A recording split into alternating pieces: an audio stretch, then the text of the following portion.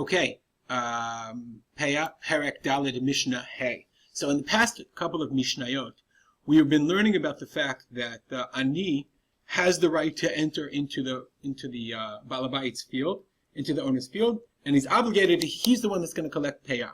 Okay, but we also noted the potential for balagan, mamash balagan, for the nightmare that could happen if when the Aniyim go in, there's possibility of fighting, and there's a possibility of the Ani trying to grab. So if you were the owner of the field, you probably wouldn't want your Aniyim to go in at any given time. So we haven't discussed that yet. So now the Mishnah is going to discuss the idea of when were the Aniyim permitted to enter into the fields. And it wasn't at any given time. Rather, the Baal Habayit wanted to be there at the same time as the Ani. Says the Mishnah, Shalosh Abayot Bayom. So the translation of the word Abayot is actually quite difficult. The Mefarshim have a lot of difficulty translating what Abayot is. You're all familiar, if you learn Gemara, with the term Ibayalahu. Ibayalahu means that a question, a ba'aya, a problem. So, that's one of the possibilities of Abayot, is from the word Ibayot, from questions, from asking. So the point is, it's a bakasha, it's a request, zmanei bikush, time of need. That's an Ibayot. If you look at the Bartanura, he says, he tells you, explains what it means. He says, Shalosh pa'amim mitgaleh bal habayit. The Baal Habayit appears, v'nir'eh betoch sadeu, k'dei shikhu aniyim peah. Ibayot lashon gilui. Nav'u metzpunav iglayan metamrohei. I don't exactly know how Ibaya, Nav'u. Nav'u is from Ibaya, okay? Nav'u, look at the Nav'u from Ibaya, okay? But it means lashon goyli, revealing. So it either means revealing, it means bakasha, but everyone agrees that it means that 3 times a day, Ibayot are the times, Shalosh Ibayot, the times of the day that the Baal Habayit would have to appear in his field in order for the Aniyim to collect. So there's 3 specific times of collection in the Mishnah. Just if you look in the Jastro, he translates Ibaya, search, begging the appearance of the poor and the share of the crop. And he gives you the Jastro bonus of the times of the day the poor would come. So that's the meaning of the word Shalosh Ibaya. So these are 3 times of the day that the poor would be collecting. B'shachar, u'bechatzot, u'bemincha. Shachar in the morning, chatzot, and mincha. The Kahati explains, the Kahati brings the Yerushalmi and says that there's 3 times where V'shachar, mipnei minikot, in the morning, because of minikot, because of, let's see if I can find that Yerushalmi. Hold on one second. Actually, it's just easiest in the Bartanura. The Shachar says mipnei minikot. Minikot are nursing mothers. Shebenehem yishainim b'shachar. The children are still sleeping. V'az yesh lem panai lelaket. B'chatzot, midday, mipnei hatinokot.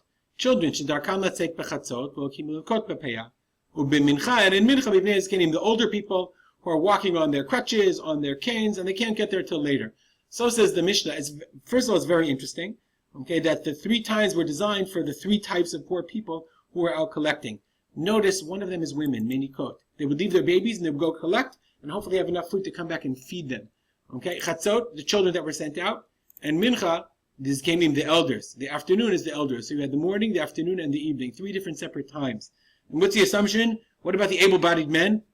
I think the assumption is the able-bodied men were working. That's pretty obvious, because the women, the children, and the elderly were the ones that were in the Mishnah, according to the Yerushalmi, collecting Peah. Ram Gamliel says, Lo amru ela kadesh lo yifchatu. The 3 is a minimum, because it's really in the interest of the Ani. So at least 3 times a day, the Ani would know he would have the opportunity to come and collect Peah. Rabbi Akiva Omer, Lo amru ela kadesh lo yosifu. Rabbi Akiva argues and says, no, the 3 isn't in a minimum, it's actually a maximum, because you couldn't expect the Baal Habayit had to be there. So the most amount of times it was reasonable to expect the Baal Habayit to come out and supervise the collection in his field, and actually make sure they only took the Peah and not anything else, and make sure that they didn't step on the grain. You could really damage when you're in other people's fields. You could do a lot of damage. So the Baal Habayit was there to make sure 3 times a day the Baal Habayit had to go out at the maximum. It's fascinating. According to let's say Rabbi Akiva, so he'd do it twice. Once a day, the Baal Habayit was in his field. There was just this constant need, it would seem, this constant responsibility of giving Peah.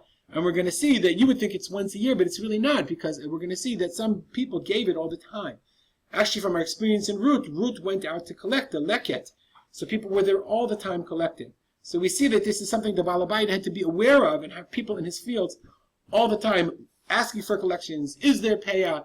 Where is it? Where can we go? Where can't we go? Okay? The Mishnah continues. Shall Beit Namer, the house of Namer, this is a family, or it's a location. I saw some explanations that say it's somewhere in the Galil. So what they would do is, it's very interesting. We think it's obvious that you're going to collect when you harvest a field. You're going to harvest a field. You go down, and then back and down and back. How would you make sure that you collect in an order? If a person is just hacking away at his field, he could hack in any direction. So Beit Namer, they would actually draw a chevel, a rope, from one side to the next, okay? And then at the end of the rope, and then they would go down to the end of the line, and then they would draw another and go down and again to the end of the line. It seems obvious, but if we think about it, why would you necessarily collect harvest a field in any specific order?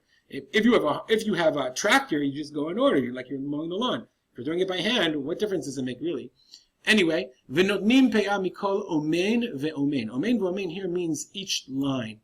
So they would not give peah at the corner of the field when they were done with the whole field. Rather, they would draw the line, they would take a string, they would take a rope, and they would pull the rope taut, and they would cut along the rope. And when they were done at the end of the field, they would give peah from the end of that little stretch, from the end of that little cut that they would cut. So the Mishnah seems to be saying that they were being complimented. Okay, and it was l'shvach, they were mentioned is praise. So it's very interesting in the Mishnah Eretz Yisrael that I have got a copy of recently, I borrowed it from a library. They quote another Braita in the Yerushalmi. The Yerushalmi says, okay, that they were maskirin oto lignai umaskirin oto l'shvach. That Beit Namer in the Tosefta was mentioned both for negative and also for positive. In the positive, we just saw that they gave each oman v'oman, okay? But in the negative, it says, this family only gave 1/100th. And we learned in the first parak, the first chapter, that the right amount, the proper amount is, even though midiraita there's any amount, the proper amount is 1/60th. So they were very meticulous, they only gave 1% of their field.